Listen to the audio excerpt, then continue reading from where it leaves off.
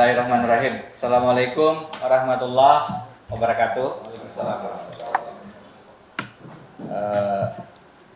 Welcome, Kiai Syarikali, bapak-bapak, ibu-ibu, rekan-rekan semua. Saya kenalkan ini di samping saya Mas Rambo. Ahmad Surambo. Ahmad Surambo. Dan beliau dari Sawit Watch. Yang sebelah kiri saya Mas Kisworo dari Walhi, Kalimantan Selatan. Kami tadi dengan rekan-rekan dari Advokasi Jurkani. Advokasi Jurkani itu, Jurkaninya singkatan, selain nama dari kanda saya yang almarhum karena dibacok, meninggal di Kalimantan Selatan, nanti saya ceritakan. Perjuangan rakyat Kalimantan Selatan melawan oligarki. Kami terima kasih tadi sudah bertemu dengan pimpinan PBNU Pak Kiai Amin Said Husni, Pak Kiai Syarikali juga, dan yang lain-lain difasilitasi juga oleh Mas Hakam tadi. Intinya yang ingin kami sampaikan adalah kondisi Kalimantan Selatan yang sangat darurat karena dicengkram oleh kekuatan mafia oligarki yang sangat koruptif dan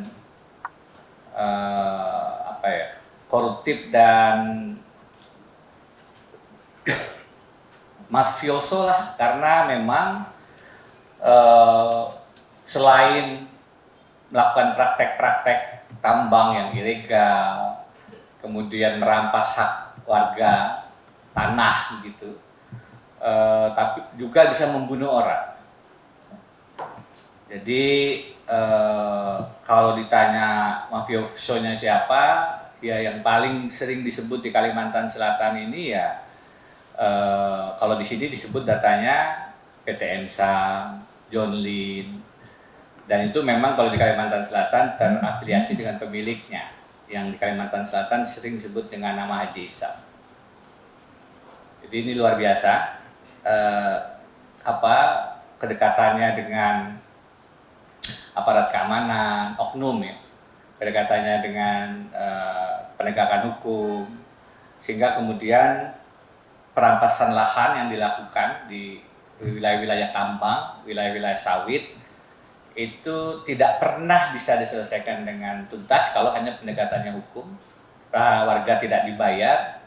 Bahkan tidak hanya perampasan lahan terkait tambang dan sawit misalnya, dua itu yang paling utama, tapi juga bisa ada kaitannya dengan pembunuhan misalnya.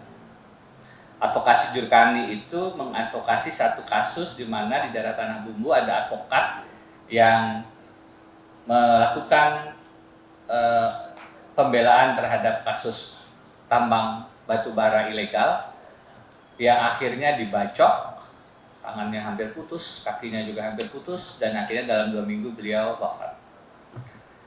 Kami kemudian mengambil tragedi itu, menjadikan nama beliau sebagai advokasi perjuangan rakyat Kalimantan Selatan melawan oligarki.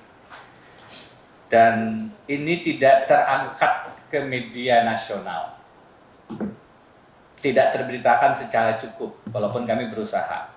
Kami berusaha melapor ke KPK masalah pengambilan lahan Inhutani. Kami berusaha melapor masalah Jurkani ini ke banyak kalangan, termasuk juga Komnas HAM. Kami berusaha turun ke lapangan mengumpulkan data, dan itu semua mentok. Dalam artian pemberitaan juga tidak terlalu banyak muncul. Di Kalimantan Selatan ya satu lah barangkali yang berani. Terus habis itu hilang juga, tidak ada yang memberitakan teman-teman media.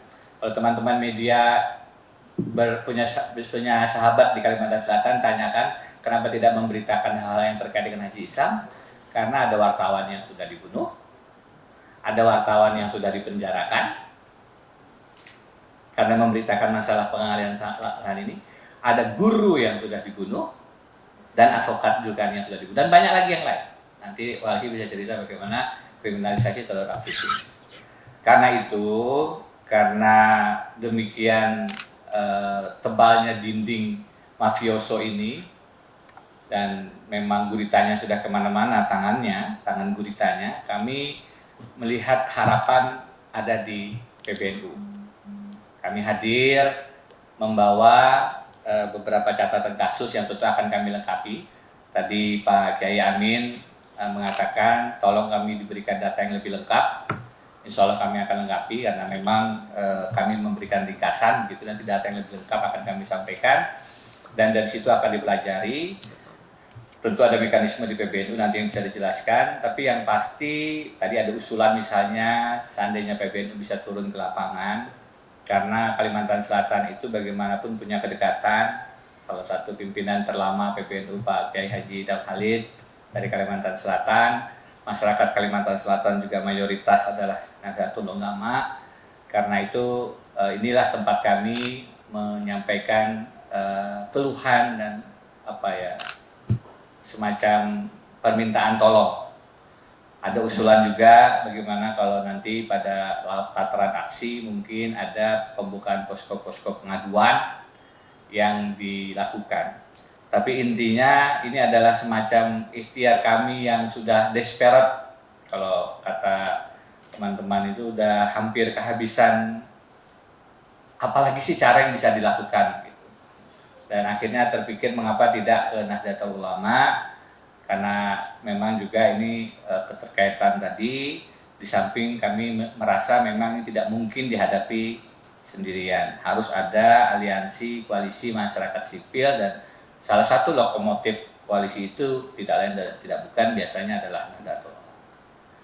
Teman-teman, tanpa bermaksud menyudutkan siapa-siapa, tapi faktanya memang kalau teman-teman datang ke Kalimantan Selatan dan berbicara tentang masalah tambang dan batu bara, maka salah satu tokoh figur grup yang muncul ya grup John Lim yang semua tahu siapa pemiliknya. Karena itu kami datang ke sini menyampaikan ini. Ada risiko-risiko yang kami hadapi. Tadi ada risiko keamanan, ada yang sudah dibunuh, ada yang sudah dikriminalkan. Yaitu juga tadi sempat kami diskusikan, meminta kepada rekan-rekan di PBNU juga ikut memikirkan bagaimana mitigasi terhadap keamanan ini. Karena risiko itu tidak kecil, bukan kami saja, bukan pelapor saja, bukan warga saja yang bisa jadi korban, tapi keluarganya, anak, istrinya juga bisa jadi korban. Dan itu bukan cerita belum terjadi, itu sudah terjadi. Sehingga ada ketakutan masif sebenarnya yang ada di Kalimantan Selatan pada saat bicara soal-soal semacam ini. Kami hadir, ada pelapor-pelapor yang pada saatnya juga perlu pengamanan. Tadi kami diskusi tentang itu dan tentu tidak bisa didetailkan karena ini kan terkait dengan bagaimana mitigasi keamanannya. Saya pikir itu pengantar dan mungkin Mas Rambo, Pak Kisworo dan rekan-rekan PBNU bisa menambahkan tadi apa yang kita diskusikan dari saya. Terima kasih. Izin Pak Prof. Ya, Assalamualaikum warahmatullahi wabarakatuh.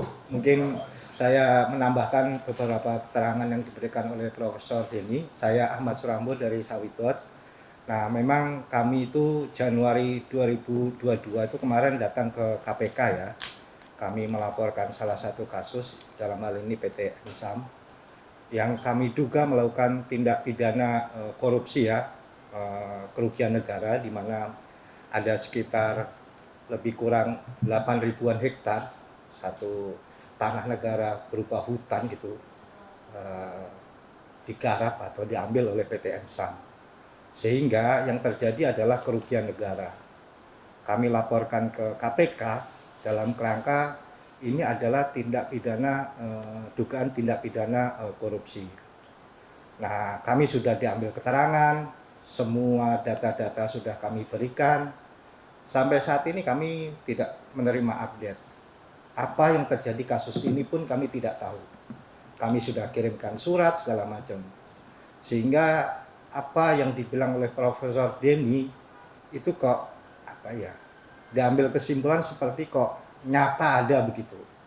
Nah, menurut saya ini yang menjadi perhatian kami, sehingga kami datang sebenarnya ke PBNU untuk menyatakan hal ini bagaimana ke depannya. Karena kami anggap memang salah satu organisasi yang kami anggap concern terhadap hal ini adalah NU ya. Sebagai informasi awal, Muktamar NU kemarin di Lampung juga membahas soal perampasan tanah. Nah, PT MSAM ini juga dalam kerangka hal lain begitu, itu juga ada konflik agraria atau konflik tanah di sana ya. Nah, ini juga sedang kami laporkan juga hal ini ya.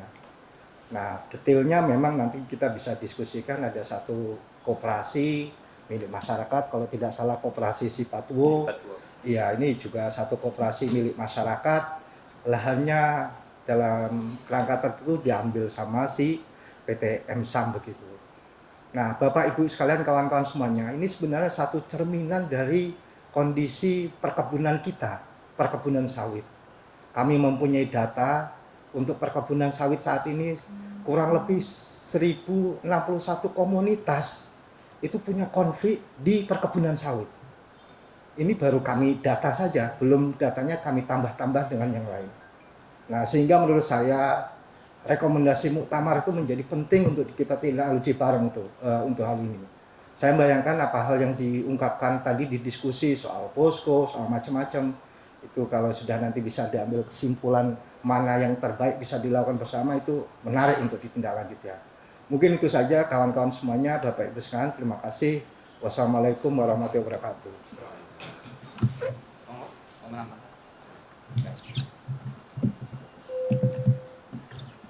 Terima kasih kawan-kawan semuanya. Assalamualaikum warahmatullahi wabarakatuh. Perkenalkan, nama saya Kisworo Dwi Cahyono. Saya Direktur Walhi Kalimantan Selatan. Terima kasih kawan-kawan media dan Bapak Ibu sekalian, para kiai yang hari ini kita berhadir di PBNU. Dan tentu ini juga penting, kenapa seperti yang disampaikan Prof. Denny atau Mas Rambu tadi. Kami juga dari Walhi ya selama ini melakukan kerja-kerja udah puluhan tahun lah. Walhi sendiri sudah 41 tahun. Apalagi kita tahu semua Kalimantan Selatan itu kalau kita lipat peta itu tengah-tengahnya Indonesia. Jadi penting, saya berharap kenapa kami harus ke PBNU dan harus menyampaikan ke Bapak Ibu sekalian, karena Kalsel itu tengah-tengahnya Indonesia. Bahkan tengah-tengah Indonesia ada pegunungan Meratus. Kenapa penting ada Meratus yang selamatan pegunungan Meratus? Dan Kalimantan Selatan ini kurang lebih 3,7 juta hektar, ada 13 kabupaten kota. Jadi lengkap seperti rumah, ada lantai, dinding, atap. Jadi kayak rumah memang Kalsel itu. Ada laut, pesisir, ya kan, rawa gambut, sampai puncak gunung. Jadi kalau bahasa saya itu rumah Kalsel tadi itu sudah separuh dari ibarat rumah itu kan ada teras, ruang tamu, ruang tidur, atau kalau kita di Mesir pasti ada musola atau ada dapur dan kamar mandi. Kalau di bumi ya ada kawasan hutan, ada pemukiman, perkantoran, perkebunan, pertambangan, dan lain-lain. Nah, ini bisa Carut Marut, Tumpang Tindih. Nah, data kami itu hampir 50% Kalsel itu dari dibebani tambang dan sawit. Belum HTI dan HPH misalnya kan. Ya, artinya separuh rumah itu sudah dikuasai orang untuk tambang dan sawit. Walaupun kemarin Pak Jokowi sudah mencabut, tapi kan yang dicabut kan yang belum operasi. Ini juga rawan. Jadi ini luar biasa. Jadi selalu saya sampaikan bahwa Kalsel itu dalam posisi darurat ruang. Artinya konflik agrarianya tinggi dan darurat bencana ekologis. Jadi kalau hujan banjir, kalau kemarau, kebakaran hutan dan lahan, selalu terulang. Nah, kemudian kasus-kasus agraria ini penting. Apa yang disampaikan Mas Rabu dan Prof. Denny tadi, kenapa kami harus ke PBNU juga? Karena memang Walhi sendiri ya nggak mampu sendiri. Karena Negara Kesatuan Republik Indonesia kita itu, NKRI itu ya Negara Kesatuan Republik Indonesia, bukan Negara Kesatuan Republik Investor. Nah, maka tugas kita semua, terutama kami tadi alhamdulillah diterima hadir untuk di PBNU untuk bagaimana ke depan bisa berstrategi atau bagaimana. Yang jelas mandat-mandat muktamar ya banyak. Salah satunya terkait ruang atau tanah, konflik agraria dan lain-lain, termasuk lingkungan. Nah, Walhi juga ada di situ juga gitu kan, dalam kerja-kerja selama ini. Dan kejadian-kejadian di Kalsel, nah, saya tidak ingin hanya menjadi pembicaraan kami di Kalsel saja, karena Kalsel juga masih Indonesia, kan gitu. Maka penting bahwa PBNU atau siapapun ya harus ikut terlibat, karena listrik kita hari ini kan gas ini masih PLTU kan. Salah satunya batu baranya dari Kalsel. Masa kita terang di sini rela hasilnya dari merampas dan menggusur tanah rakyat dan merusak sungai, mencemari sungai dan lautan. Gara-gara ingin terang di sini, ada kan tidak berkeadilan. Tentu belum lagi yang sawit, yang selama ini katanya harus minyak untuk rakyat, kesejahteraan rakyat dan lain. Ternyata minyaknya minyak kiti rakyat, jadi minyak kiti rakyat minyaknya. Padahal tanah-tanah untuk tanaman sawit ya cek aja di lokasi, ya pasti hasil merampas menggusur tanah rakyat gitu. Kan gitu, karena perusahaan ini korporasi, ya kan, terutama di Kalsel bukan hanya tambang dan sawit saja, tapi selama ini ya bagaimana negara ya kita minta hadir benar-benar, dan PBNU saya berharap ya bisa langkah-langkah cepatnya. Masa kalau enggak ya kita tetap jalan dan PBNU juga pasti akan tetap jalan. Tapi idealnya bagaimana bisa berkolaborasi, berkoalisi untuk pro terhadap rakyat. Dan seperti saya sampaikan di para kiai tadi, bahwa semangat saya kesini adalah saya ingin mengingatkan kita semua bahwa Islam dan Nabi Muhammad itu rahmatan lil alamin, rahmat untuk seluruh alam. Ayo kita buktikan di situ, gitu kan? Dan bukan hanya tugas wali untuk keselamatan rakyat dan lingkungan. Ini itu dari saya, karena beberapa kali kejadian, bahkan anggota wali di Kalsel itu yang divonis 4 tahun penjara, berkonflik dengan salah satunya PT Kodeko. Ya, bahkan ada wartawan Diananta, teman ingat, koresponden Tempo, ya, divonis bersalah padahal memberitakan konflik agraria. Tapi sampai sekarang konflik agrarianya nggak muncul gitu. Tapi wartawannya di penjara. Wartawannya bahkan ada sampai meninggal. Tapi akar masalah yang diberitakan sampai sekarang nggak selesai, nggak ada yang mengangkat, mengusut atau menyidik dan lain-lain.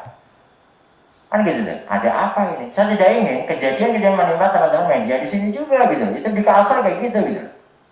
Cek aja di searching di Google. Ada almarhum M. Yusuf sampai meninggal, memberitakan konflik agraria aja.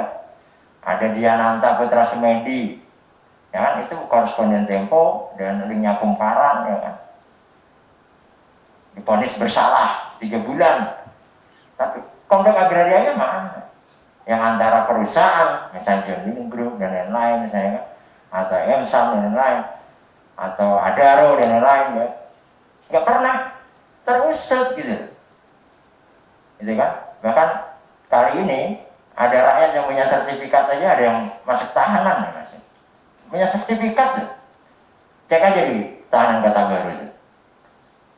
Ada rakyat yang punya sertifikat alas hak tertinggi di negara kita, misal sertifikat, ditahan karena berkonflik dengan pertambangan. Misalnya. Ini salah satu contoh. Saya tidak mau itu menimpa daerah lain, dan saya ingin kita hari ini pasca Ramadan, ya, buktikan bahwa Ramadan yang kemarin itu mampu membuat diri kita menjadi lebih baik. Terima kasih. Nanti kalau mau ada yang ditanyakan atau diperdalam, silakan. Atau kalau mau lebih kuat lagi, ayo kita ke Kalsel, Kalimantan Selatan, tengah-tengahnya Indonesia, atau tengah-tengahnya NKRI, Negara Kesatuan Republik Indonesia, bukan Negara Kesatuan Republik Investor, apalagi Negara Kesatuan atau Negara Kepolisian Republik Investor. Jadi negara saya adalah Negara Kesatuan Republik Indonesia, buktikan itu. Dan tahun ini kita 77 tahun berarti, Agustus nanti kan, nggak mudah lagi. Ini itu Prof, dari saya, teman-teman, Bapak Ibu sekalian, mohon maaf kalau ada yang tidak berkenan. Saya akhiri. Wassalamualaikum warahmatullahi wabarakatuh. Waalaikumsalam. Ya, terima kasih. Selamat sore, assalamualaikum warahmatullahi wabarakatuh, teman-teman wartawan. Ya, kami dari PBNU, saya tadi bersama Mas Amin Husni dan juga Mas Hakam, Sekretaris LPBANU. Kami menerima teman-teman dari Kalsel, dari WAPI, dan juga Prof. Denny, dan mendapatkan cerita cukup banyak, mendapatkan laporan tentang apa yang selama ini terjadi di Kalsel, dan tentu PBNU punya concern besar terhadap persoalan ini karena memang PBNU tahu dan menyadari, saya kira sudah dari beberapa waktu yang lalu, bahwa konflik-konflik yang melibatkan antara warga dengan korporasi itu terjadi di mana-mana, dan ini harusnya bisa diselesaikan. Gus Yahya Stakuf sebagai Ketua Umum PBNU juga punya concern besar agar persoalan-persoalan ini bisa diurai dan diselesaikan sehingga mereka yang lemah tidak selalu menjadi korban.